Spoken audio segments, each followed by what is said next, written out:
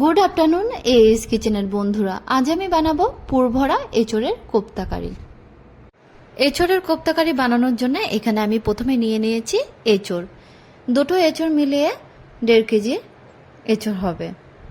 আর এঁচোড়ের সাথে নিয়ে নিচ্ছি 5টা মিডিয়াম সাইজের পেঁয়াজ, 3টে টমেটো, কিছুটা রসুনের কোয়া, আদা, 5 থেকে 6টা কাঁচা লঙ্কা এবং ধনিয়া পাতা, আর 150 চিংড়ি মাছ এবং 1 বাটি গ্রেট করা নারকেল। চিংড়ি মাছগুলোকে বেশ ভালোভাবে পরিষ্কার করে ধুয়ে তারপরে মাথা, লেজ এবং শিরা বাদ দিয়ে বেছে নিয়েছি। তারপরে এগুলো একটা ব্লেন্ডার জারের মধ্যে দিয়ে দেবো, আর সাথে গ্রেট করা নারকেলগুলো দিয়ে বেশ ভালোভাবে একটা মিহি পেস্ট করে নেব।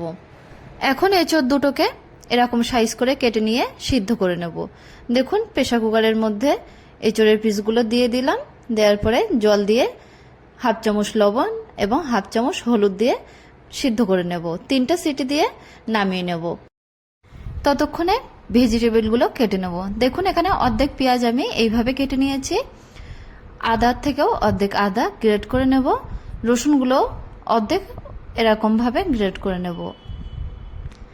আর এদিকে বাদবাকি পেঁয়াজ, সেগুলো একটু মোটা টাইপের করে কেটে নেব, যেহেতু এগুলো আমি পেস্ট করে নেব। দেখুন, পেঁয়াজগুলো এভাবে কেটে নিয়েছি। রসুনগুলো এরকম আস্ত রেখে দেবো, আর আদাটা একটু পিস করে কেটে নেব। টমেটোগুলো একটু মোটা ধরনের করে কেটে নেব। এরপরে লঙ্কাগুলো ছোট ছোট করে কেটে নেব। দেখুন, সমস্ত লঙ্কা কাটা হয়ে গেছে। এবার মোটা সাইজের যে পেঁয়াজ, আদা এবং রসুন, আর এর সাথে দিয়ে দিচ্ছি 4টে গরম মশলা, 4টে লবঙ্গ, সবগুলো দিয়ে বেশ ভালোভাবে একটা পেস্ট বানিয়ে নেব। এরপরে টমেটোটাও সেটাও আলাদাভাবে পেস্ট বানিয়ে নেব।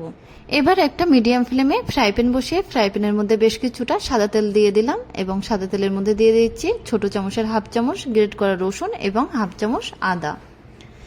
এরপরে দিচ্ছি 1/2 চামচ হলুদের পাউডার, 1/2 চামচ কাশ্মীরি লঙ্কার পাউডার, অল্প পরিমাণে গোলমরিচের পাউডার। এই সমস্ত মশলাগুলো দিয়ে বেশ ভালোভাবে মিক্সড করে নেব। এরপরে দিয়ে দিচ্ছি নারকেল এবং চিংড়ি মাছের পেস্ট, আর 1/2 চামচ লবণ দিয়ে ভালোভাবে নাড়াচাড়া করে একটা পুর বানিয়ে নেব। এদিকে দেখুন, এঁচোড়ের 3টে সিটি হয়ে গেছে। এঁচোড়টা জল ঝরিয়ে নিয়ে নিয়েছি। এবার ঠান্ডা করে একটা প্লেটে নিয়ে নেব। নেওয়ার পরে হাত দিয়ে এইভাবে ম্যাশ করে নেব। দেখুন, এঁচোড়গুলো ম্যাশ করা হয়ে গেছে। এবার এঁচোড়ের মধ্যে দিয়ে দিচ্ছি লঙ্কা কুচানো, পেঁয়াজ কুচি, গ্রেট করা আদা, গ্রেট করা রসুন, এরপরে দিয়ে দিচ্ছি ধনিয়া পাতার কুচি, আর দেব 1/2 চামচ লবণ, 1/2 চামচ হলুদের পাউডার, 1/2 চামচ কাশ্মীরি লঙ্কার পাউডার, 1/2 চামচ গোলমরিচের পাউডার, 1/2 চামচ জিরে পাউডার এবং 1/2 চামচ শাহি গরম মশলার পাউডার, আর সাথে দিয়ে দিচ্ছি 2 চামচ ময়দা আর 2 চামচ বেসন। এই সবগুলো দিয়ে এঁচোড়ের সাথে বেশ ভালোভাবে মাখিয়ে নেব। দেখুন, মাখানো হয়ে গেছে। এবার হাতে একটু তেল লাগিয়ে নেব। তেল লাগানোর পরে দেখুন, মিশ্রণটা থেকে বেশ কিছুটা হাতের মুঠোর মধ্যে নিয়ে এইভাবে গোল গোল করে বাটি শেপের বানিয়ে নেব। দেখুন, বুড়ি আঙুলটা দিয়ে একটু প্রেস করে বাটি শেপের বানিয়ে নিয়েছি। এবার চিংড়ি মাছের যে পুরটা আমি বানিয়ে রেখেছিলাম সেটা এখানে অল্প পরিমাণে দিয়ে মুখগুলো আটকে দিয়ে এরকম ভাবে একটু গোল গোল করে নিয়ে হাতের তালু দিয়ে সাইডগুলো সমান করে নেব। দেখুন, একদম কোপ্তা সাইজের করে নিয়ে নিয়েছি। আর একটা কোপ্তা আমি দেখিয়ে দিচ্ছি। দেখুন, বেশ কিছুটা মিশ্রণ হাতের মধ্যে নিয়ে এইভাবে রাউন্ড করে নিয়ে বুড়ি আঙুল দিয়ে প্রেস করে চামচে করে একটু পুর এর মধ্যে দিয়ে মুখগুলো ভালোভাবে আটকে দেব। আটকানোর পরে হাতের তালু দিয়ে একটু প্রেস করে দেখুন কোপ্তার সাইজের করে নিয়ে নিয়েছি। এইভাবে সমস্ত পুর ভরা কোপ্তাগুলো রেডি করে নিলাম। মিডিয়াম ফ্লেমে কড়া বসে বেশ খানিকটা সাদা তেল দিয়ে তেলটা যখন গরম হয়ে যাবে তখন একে একে কোপ্তাগুলো তেলের মধ্যে দিয়ে দেব। দেখুন, কোপ্তাগুলো একটা সাইড যখন একটু গোল্ডেন ব্রাউন কালার করে ফ্রাই হয়ে আসবে তখন উল্টিয়ে দিয়ে অপর সাইডটাও গোল্ডেন ব্রাউন কালার করে ফ্রাই করে নেব। দেখুন কোপ্তাগুলোর কালার যখন এরকম চলে আসবে তখন তেল থেকে তুলে নেব। বাদবাকি কোপ্তাগুলো তেলের মধ্যে দিয়ে একইভাবে ফ্রাই করে নেব।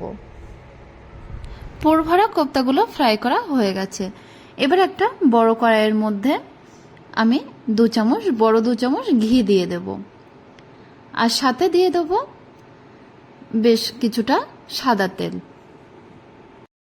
ঘি এবং তেলটা যখন গরম হয়ে আসবে তখন তেলের মধ্যে দিয়ে দেব 3টে থেকে 4টে তেজপাতা, 4টে শুকনো লঙ্কা, আর দিয়ে দিচ্ছি আদা, রসুন এবং পেঁয়াজের পেস্ট। এগুলো তেলের মধ্যে দিয়ে একটু ভালোভাবে কষিয়ে নেব।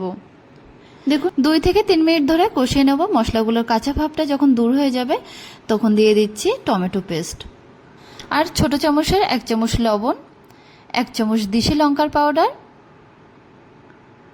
1 চামচ কাশ্মীরি লঙ্কার পাউডার, বড় 1 চামচ হলুদের পাউডার। এই সবগুলো দিয়ে বেশ ভালোভাবে মিশিয়ে নেব।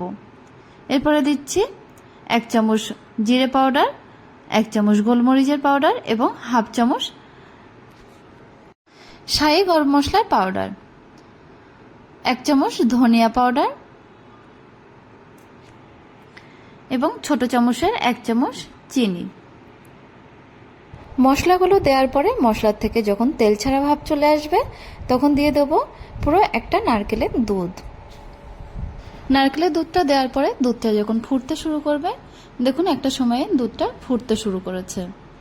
এবার আমি একে একে পুরভরা কোপ্তাগুলো দিয়ে দেব। সব কোপ্তাগুলো দেওয়ার পরে মিডিয়াম ফ্লেমে রেখে দেবো 10 মিনিট। 10 মিনিট পরে দেখুন গ্রেভিটা অনেকটাই ঘন হয়ে এসেছে।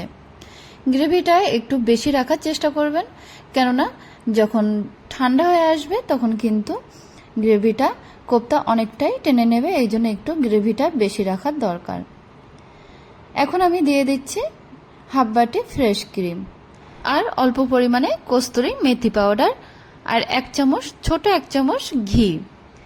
ঘিটা দিলে কোপ্তা কারির টেস্টটা কিন্তু আরও বেশি আসে। তৈরি হয়ে গেছে আজকের আরও একটি নতুন রেসিপি, পুরভরা এঁচোড়ের কোপ্তা কারি। এই পুরভরা এঁচোড়ের কোপ্তা কারি খেতে অসাধারণ। আমার রেসিপিটা দেখে আপনারা একবার ট্রাই করে দেখতে পারেন। আশা করছি ভালো লাগবে। যদি ভালো লেগে থাকে অবশ্যই আমাদের ভিডিওতে একটা লাইক দেবেন, আর আমাদের চ্যানেলটিকে সাবস্ক্রাইব করার অনুরোধ রইল।